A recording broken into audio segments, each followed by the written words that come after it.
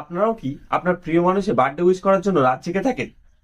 যদি রাত জেগে থাকেন, আজকের পর থেকে কিন্তু আপনাকে আর রাত জাগতে হবে না।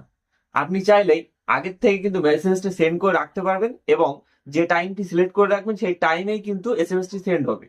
যদি আপনি ভুলেও যান, তাতেও কোনো সমস্যা নেই, আপনার এসএমএসটি কিন্তু সঠিক টাইমে সেন্ড হয়ে যাবে। এটি কিভাবে করবেন চলুন দেখিয়ে দিচ্ছি ফোনের মাধ্যমে। तो चलिए शुरू करते हैं। এর জন্য ফার্স্ট আপনারা আপনাদের ফোনের যে মেসেজের যে আইকনটি আছে দেখতে পাচ্ছেন, এই যে মেসেজ যে অ্যাপসটি, এটা কিন্তু আপনাদেরকে ওপেন করে নিতে হবে। নেওয়ার পর আপনি যাকে এসএমএসটি সেন্ড করছেন তার নামটি এখানে সার্চ করে নেবেন। নেওয়ার পর আপনি একটা এসএমএস লিখবেন। আমি যেমন এখানে হ্যাপি বার্থডে লিখেছি, আপনারাও যে এসএমএসটি সেন্ড করতে যাচ্ছেন সেটা লিখে নেবেন।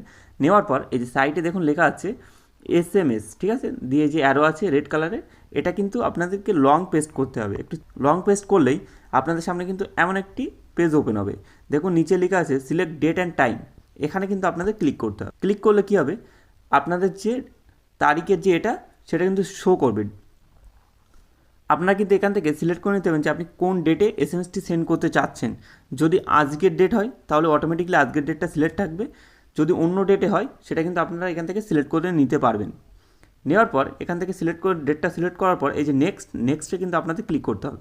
ক্লিক করলে কিন্তু এখানে টাইমটি শো করবে, আপনি কখন এসএমএসটি সেন্ড করতে চাচ্ছেন। এখান থেকে কিন্তু আপনার টাইমটি সিলেক্ট করে নিতে হবে, আপনি কোন টাইমে এসএমএসটি সেন্ড করতে চাচ্ছেন।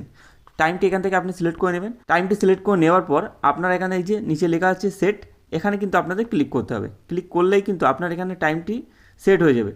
সেট হয়ে যাওয়ার পর রেড কালারের যে এসএমএসের এই যে আইকন দেখতে পাচ্ছেন, এখানে কিন্তু এটাই ক্লিক করলেই কিন্তু অটোমেটিক্যালি সেন্ড হয়ে যাবে। এখন কিন্তু এসএমএসটি যাকে পাঠিয়েছেন তার কাছে পৌঁছায়নি।